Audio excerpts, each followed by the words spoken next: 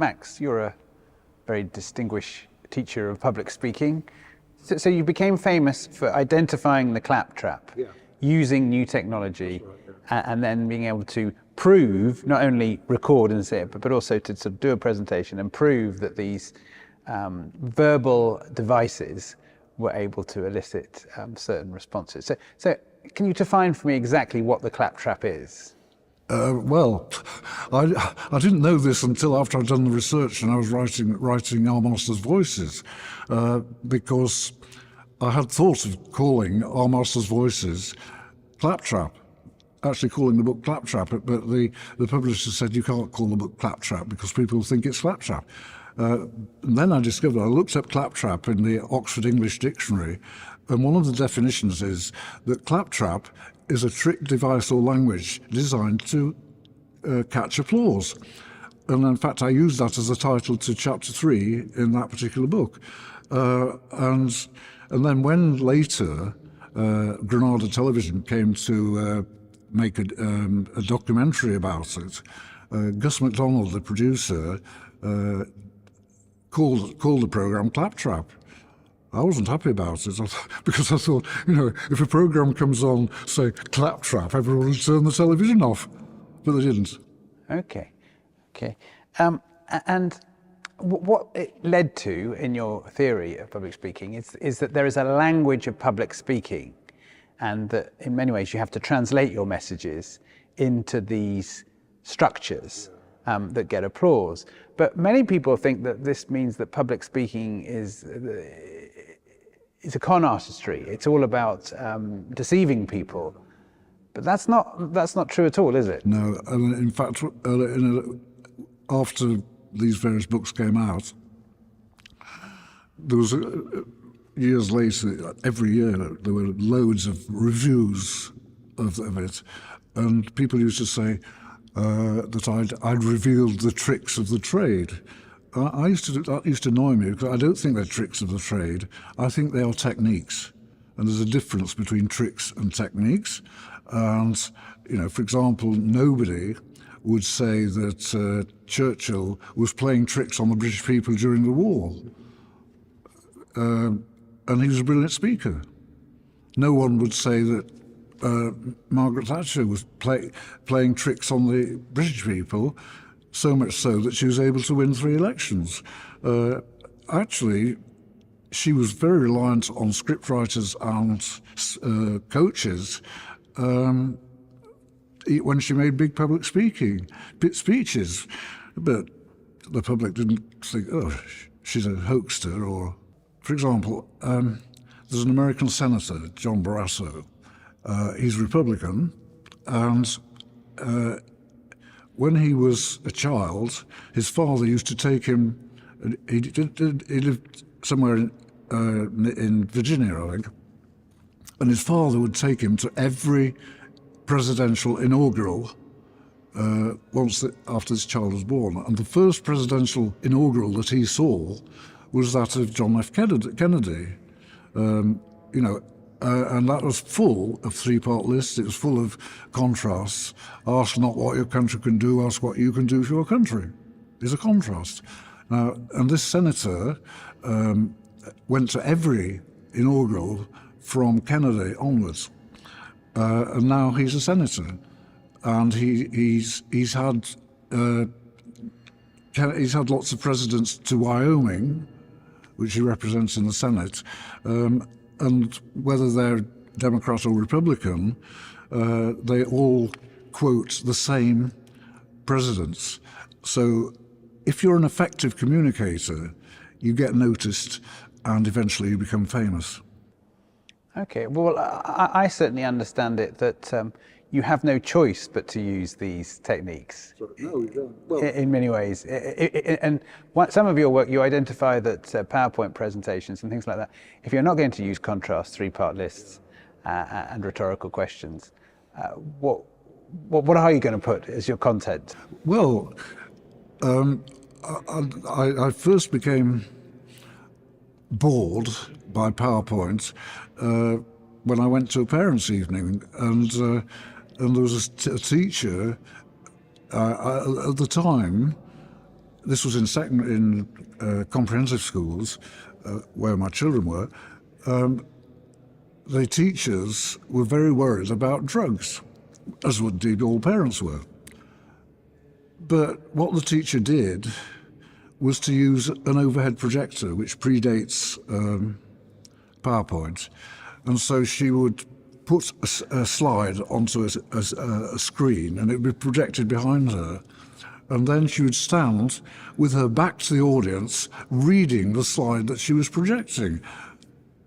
And I said to my wife, why didn't she just hand out the slides on paper and we could read them? And we'd take it in better than we can, trying to take something in where the speaker has their back to us, there's a screen with loads of writing on it, so we're trying to read at the same time. And as soon as you realise what that slide was about, on goes another, and another, and another. And so what you had was massive information overload. And that, I think, is the problem, or has been the problem with PowerPoint. It's not that there's anything wrong with PowerPoint. You can use it quite impressively if you only use pictures or pictorial material. But if you only use writing and written material, it's pretty hopeless. And the more written words you show an audience, the worse this presentation will be. So Max, in your books, you talk about conversational analysis, and you mention how when we're having a conversation like we are now, it's quite easy for me to concentrate on you and listen to what you say, and there's no danger of me falling asleep. Yeah. But you mention in speeches that the problem is that as soon as there's no danger of me having to take a turn, that my attention tends to be distracted, and I start dropping off. And you sort of advise that basically the art of writing speeches is to keep people awake. Can you explain a bit more about that? Well, I'm sure everybody has fallen asleep during a speech, a presentation, or even a sermon, and it shouldn't really happen, obviously. When we're having a conversation, we do have to listen very closely. So I was listening very closely to you just then because I knew that very soon I was going to have to say something myself. So I had to be listening and analysing and planning what to say next, all at the same time. Impossible to stay awake when you're doing that. And therefore, if you take that away, it's much easier. And I remember when I was lecturing in a business school, it's quite big audiences on the subject, I used to ask an open question to the audience, which, by the way, is not a bad thing to do. You don't want everybody answering. So I would say, I'm going to ask you a question. I'd like everybody who's experienced it to put their hands up. Have you ever fallen asleep during a lecture? Everybody's hands would go up. And I thought, I'm not surprised, because I used to go to sleep in lectures. But from my point of view as a lecturer, giving a lecture, it was pretty firm proof that these people were listening because they all put their hands up at the same time. So one thing you can do to make sure an audience you're lecturing to is awake is to ask all of them the same question, but make it clear that they don't all have to answer at the same time. And that, in a way, is why things like applause are so important, because if somebody in a political speech says something you agree with, you don't want the whole audience saying, I quite agree. If you've got, 500 or 1,000 playing say, exactly, I can't agree, all speaking at the same time, it's just a nightmare. Much better if they, instead of saying I agree with you, if they do something physical. So doing something physical also keeps them awake, because when you're doing this, you can't really fall asleep. And it's the same with booing. Boo! Making a common noise you can do together, and it sounds great. Right, okay. So you say in your books, the audience is always right. What does that mean?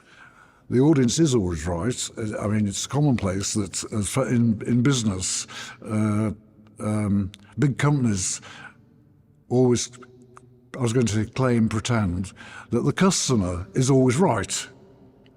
Now, if the customer is always right, as far as a speaker is concerned, his or her only audience, his only customers are the audience. So that's why the audience is always right, because if you don't please the audience, they'll go away and say, oh, that was an awful lecture, terrible. If you do please the audience, they'll go think, well, that's a good lecture, I think I'll go to next week's as well. Okay. So what things can we do to please the audience? So can you think of any things that you think that sort of mistakes that people make when they address the audience in terms of if they see the audience as the customer, what mistakes do they make? Well, at the beginnings, start of in here, I think presentations and speeches are a bit different. In a speech, you can get away with ad-libbing or telling a joke, saying something funny at the start of a speech. You can do that in a presentation as well. But what doesn't work in a, for example, business or academic presentation is to tell a joke which the audience can either doesn't approve of or can see that you're reading. So if you read out the first line of a joke, the audience can see you doing it. And with jokes, in a conversation, you're supposed to know the joke and be able to tell it without prompting. So that's a mistake that a lot of people make.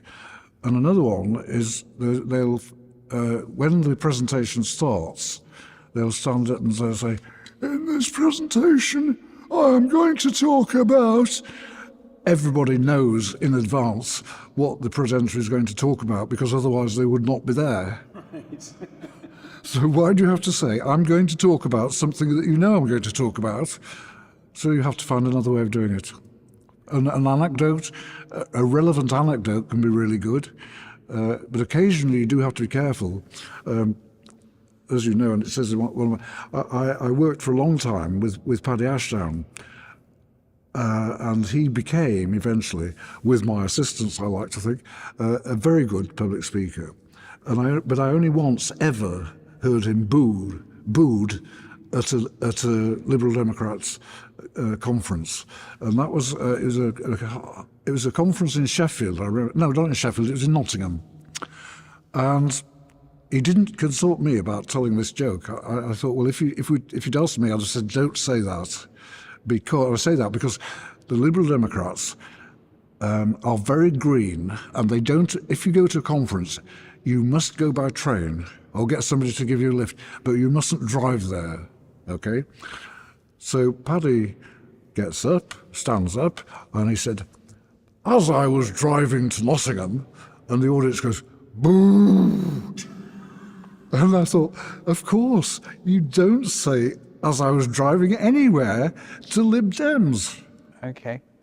So you took a very green backbencher, Liberal Democrat backbencher, and he became the leader. What was it you were able to do for Paddy Ashdown?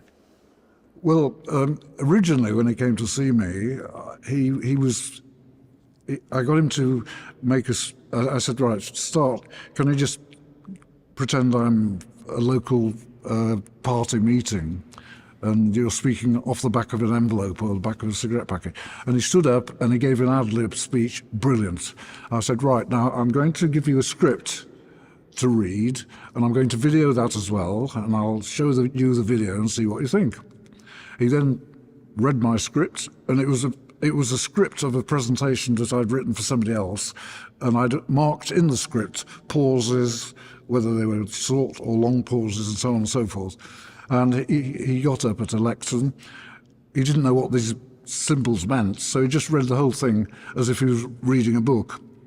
And it was pretty bad. So you had somebody who was good speaking impromptu, but not good reading from a script. So the challenge of what he wanted me to do, because he wasn't leader then, but it looked as though he was going to become leader eventually. He would have to learn to read from a script. And so that was very important. And I think I did help him to do that.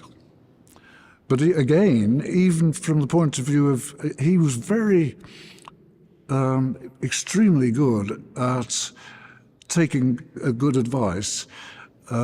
So it was very early days of computers, and he had a friend, wasn't even an MP, who knew a hell of a lot about computers, and she devised a form of email which those of us who had it could send emails of scripts to each other.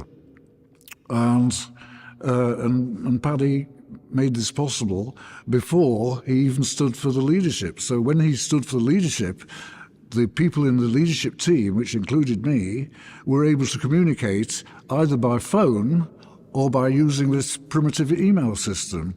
And one of the things he also did after he'd become leader, remember that the House of Commons is like a church.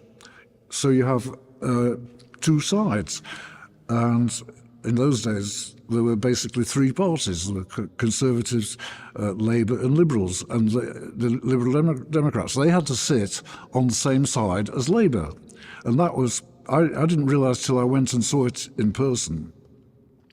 And this was when Thatcher was still Prime Minister. So at question time, Paddy, if he's lucky, might get one question. He would stand up. All the people behind him who were Labour would be going, "Ugh." So you had facial boos, if you like, from behind the speaker. You had boos from the Conservative Party, and he found that very disturbing. I mean, to have hassling, from all sides, and you're trying to say something that you're hoping will make a positive impression, is impossible. And the only reason I know that is not because I was sitting up in the gods watching. There's a special little balcony that's at the same level as the MPs. So you can go and sit there. I'm sitting here, and you can see them at eye level.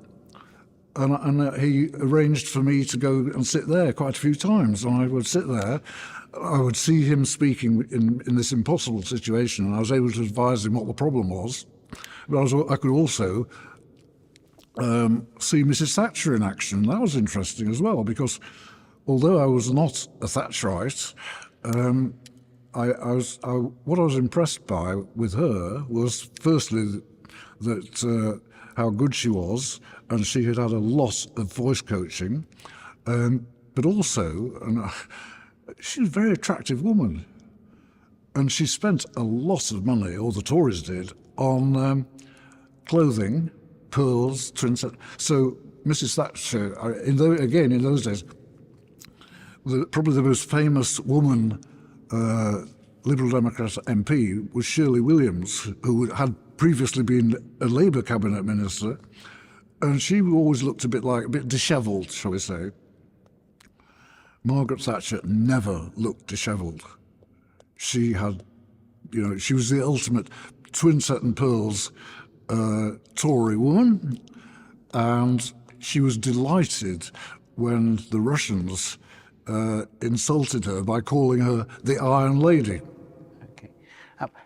But this booing and these jeering and things like that, and sometimes, when Obama was speaking, you'd get sort of people saying hallelujah or things like that. You're not actually against this, are you? No, I'm all in favour of it. And in fact, you mentioned Obama. I think Obama was probably the best American, probably the best in the world, since Martin Luther King.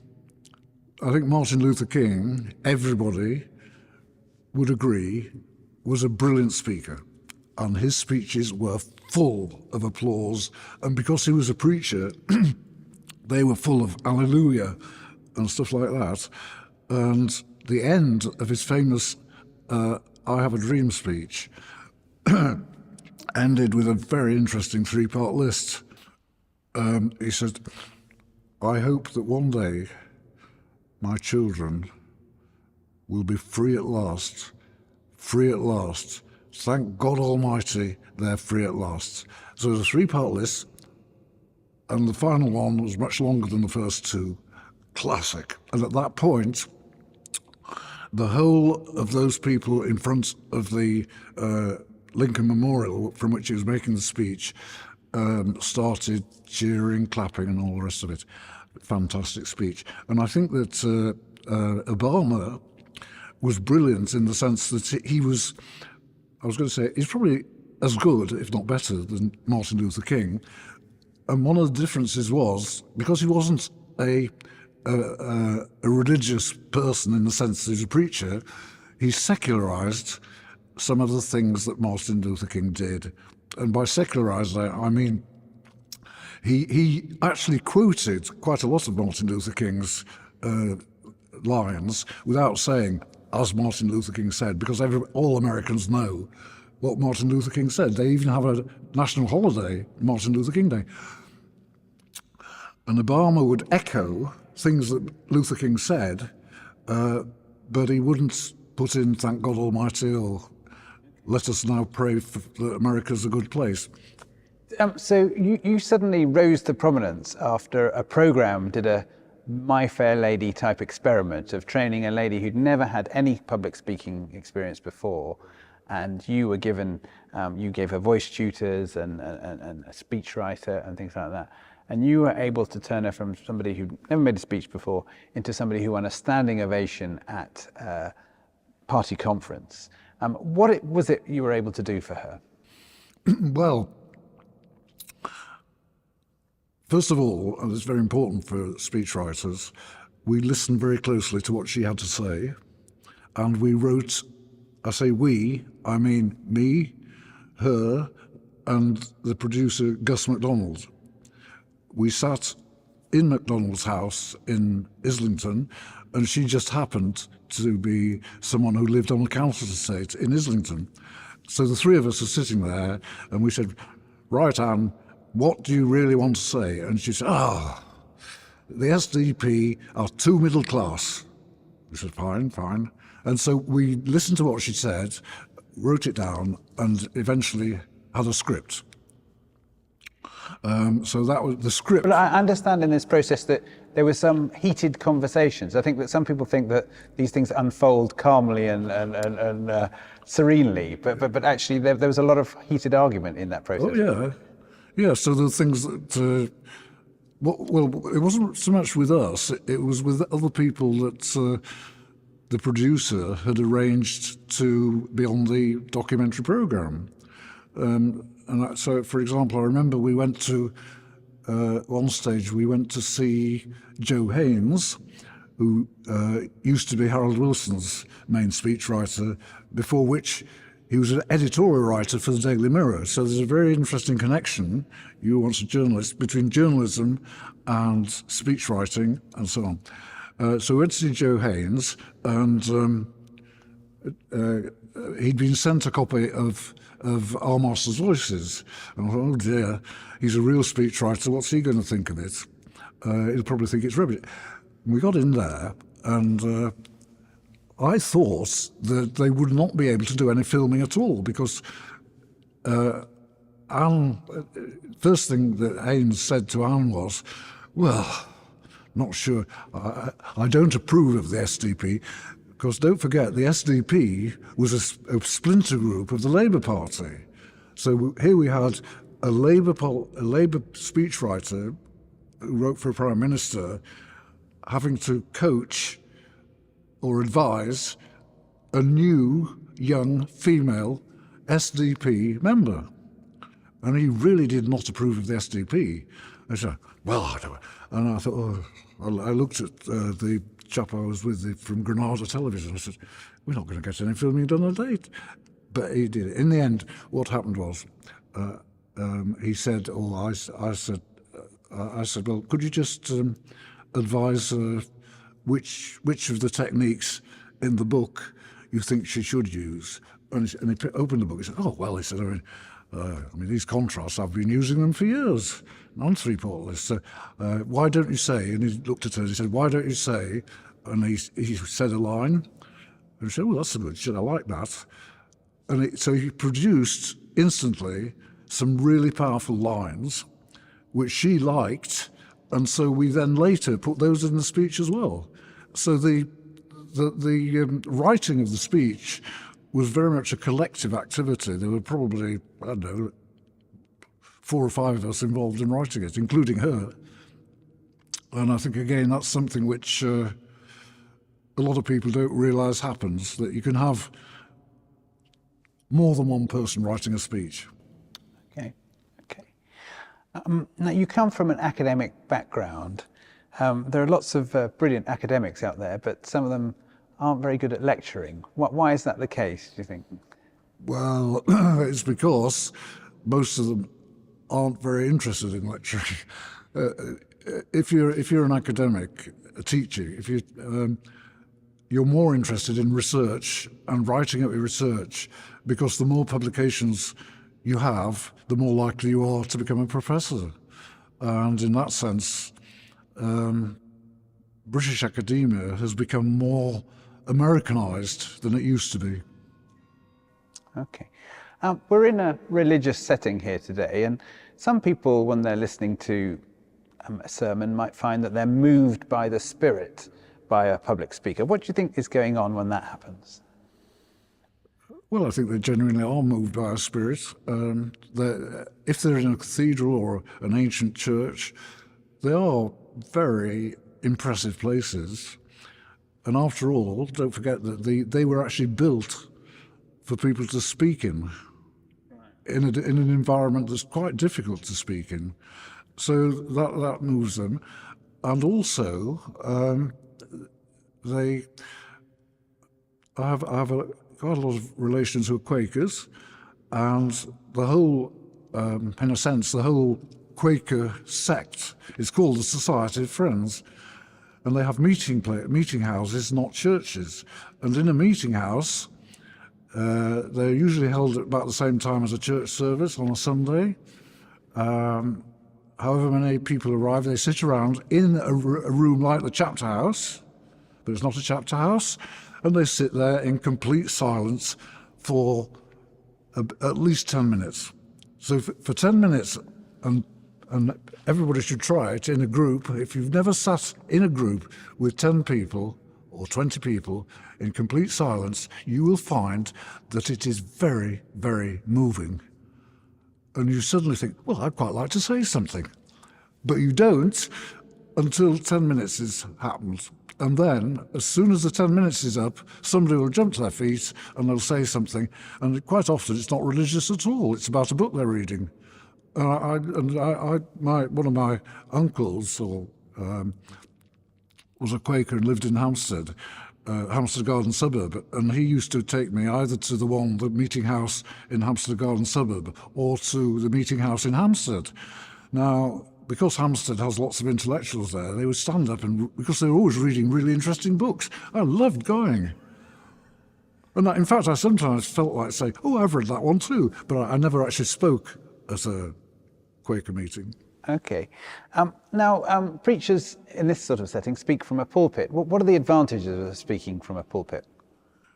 Well, the advantage of a pulpit is that they can be seen, the speaker can be seen, and they can be heard. So it's visibility, because all communication, speaking, preaching, and so on and so forth, depends on the words that are coming out of your mouth being coordinated with the gestures that you're using. So let me see. If I sit here like this, you probably know that I'm about to do a gesture. However, if I do a gesture too early or too late, you will notice. For example, that was probably too early. And so, there's some really interesting work being done where researchers have videotaped people sitting around a table having a meal. You might think, what's interesting about that? Well, it is very interesting because It depends on how many people are there. If there are 3 or 4 people at a dinner party, no problem, because it's very easy for 3 or 4 people to take turns and have a conversation. If there are 10 people, hopeless, because you have to have more than one conversation at the same time, a lot of noise, and nobody can join in other conversations. So on the whole, if I'm holding a dinner party, or we're holding a dinner party, I would never have more than 6 people. And the best number is probably 4 or 5. Okay. And things like the face, I think that you once wrote that it's very, very difficult to lecture in dark glasses. Yeah. Why is that?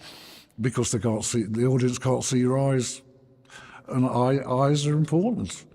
And it's they're so important that if you have dark glasses, it's as if you've got no eyes. Okay. And where do you stand? Obviously, if you come to a church, you listen to a liturgy, and there are the old-fashioned people who enjoyed something like the prayer book, which you'd hear year after year if you were a young member of the church, and you'd gradually grow into that. And now there's the modern way where they want things to be intelligible immediately, so to speak. But that doesn't necessarily have the same poetry. Do you think that sort of poetry is appropriate in speeches? Very much so, yep. Everything to do with poetry, imagery, similes, they're all incredibly important for speeches and indeed for religious talk. And I remember years ago when the New English Bible came out, I think I was a child at the time, we got a copy, and I opened it up, and it was very readable compared with the authorized version. And I thought, I don't like this very much. So when it was in ordinary language, I didn't like it very much. But when it was in a poetic language, I did like it. And of course, the Book of Common Prayer was produced at the same time as Shakespeare was living. And the thing about that period of history, around about 1600, was that very few people in the population could read at all. And one of the reasons, I'm sure, that Shakespeare became so popular in a world that had no television, no radio, is that he was a brilliant poet. And the whole of Shakespearean stuff is written in blank verse. And one of the reasons why that's so clever is that it helped actors to know exactly when they should speak next. So the rhythms is going da da da da da da da da. As soon as that comes to an end, the next actor will know it's their turn. And so you had probably the greatest and most famous English poet writing at the same time as the people who were writing the then new authorized versions of the Bible. So there's a very close connection between, if you like, religious publication and speaking. And there are two aspects of memory when you're public speaking. One, how do I remember my script? But also, how do I say something that the audience remembers? Because obviously sometimes you'll come home from a lecture and they say, what did they say? Well, I can't remember now. So well, have you got tips for one? First, let's start. How do I memorize a speech? Because clearly, I think you probably say that it's much better if I don't read from a script. Well, I think as Churchill said, when you make a speech, all you have to do is to make one point and then make it again and end up by making the same point again. Now, that's a very simplified view of it, but in a sense it's true. I remember reading a book by a very famous academic. I can't remember who it was, but he was famous. And basically, he makes the same point. He says, if you are... Okay, that's it. I think you've seen the video I've got of somebody letting go a heavy ball, and it swings across the room of the Royal Institution. The audience is full of children because it's a Christmas lecture for children, and the children, you adults, think that this very heavy ball is going to swing across the room and then swing back and hit the professor on his head. And as it swings back, you can see him going like this, and you can hear everybody in the audience going, "Woo," and they go do a kind of rising humming noise until the ball doesn't hit his head, at which point they all audibly sigh together. So the reaction is hearable, it's not just visible. So the thing is that the talk and visibility all go together. To create a memorable experience. Okay. Images and using visual aids to communicate things like I can get up and say this is your book. How should we use those in our speeches? Not too much, in fact very little, but if you get it right, it can be very effective. For example, going back to Paddy Ashdown, because obviously I know more about him than most politicians, when Margaret Thatcher was Prime Minister, I don't know where it is, somebody's given Ashdown a copy of an old newspaper that was published 10 years ago. And the headline, I think it was Evening Standard or something like that, the headline was, "Mrs. Thatcher says she will stand down in 10 years' time." So at question time, Paddy got up and started. He had a copy of the paper with him, which is visual aid. So he held it up, and we now take it for granted that Parliament is televised. Quite recently, in fact, Margaret Thatcher didn't want it to be because she didn't want wider audiences to see her using notes when she was answering questions. Anyway, Paddy stood up with this newspaper, and I thought, what's he going to say? And he said, I was watching it on television, and he said, I would like to ask Mr. Speaker, I would like to ask the Prime Minister, I'd like to show her this newspaper, which, as you can see, said, "I will go after 10 years." Did the Prime Minister really mean this? And of course, the Lib Dems loved it in Parliament, but so did the Labour Party. They were delighted with it. I can't remember what Thatcher, I think Thatcher just sat down or something like that. A few weeks later, unwisely, very unwisely, he tried the same, and it was a trick. It was the same technique, but actually, if you do it twice together or too soon between each other, it is a trick. So he did the same thing, and the speaker told him to sit down. And, which the speaker can do. In fact, last week, we had the speaker telling Boris Johnson to sit down. Mm-hmm. So what would you advise a young person who wants to improve their public speaking to do? Well, it's a bit like sport. The more you practice, the better you get. And so if children have a chance to do public speaking, they may find that they actually enjoy it. And it can happen in things like debating societies, anything that enables you to stand up and speak to an audience will mean that you'll learn that you can get away with something that you didn't know you could get away with. I went to a boarding school, and one of the very boring things about it was Saturday nights.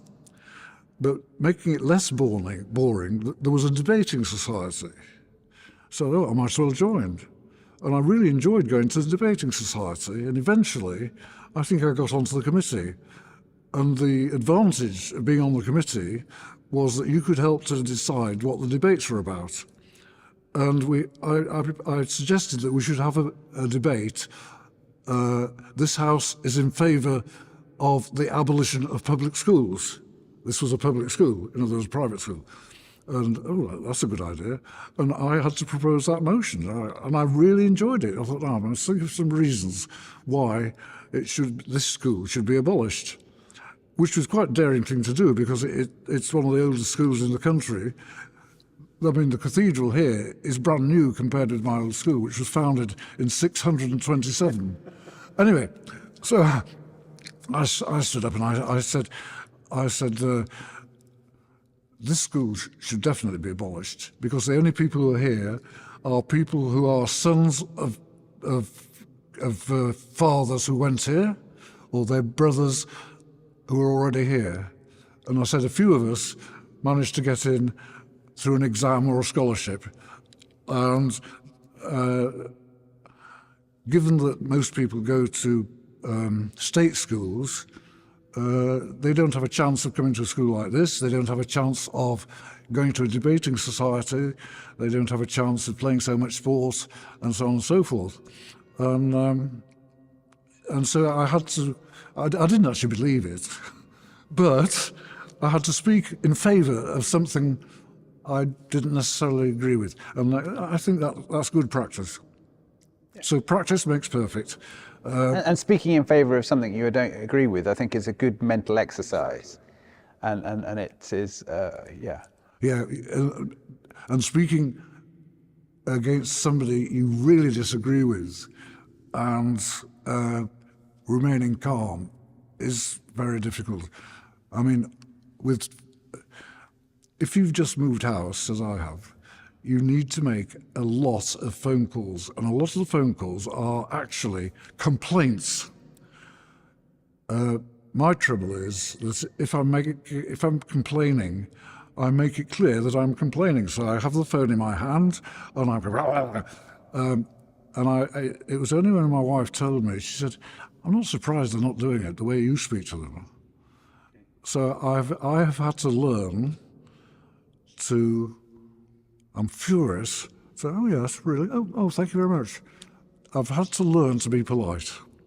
So even being polite is something that it's involved in the way you speak, the way you address people, and so on. But I think there are two sorts of confrontation. And did you ever train Paddy to deal with hostile audiences? No, I don't think I did. I suppose the House of Commons is a very hostile.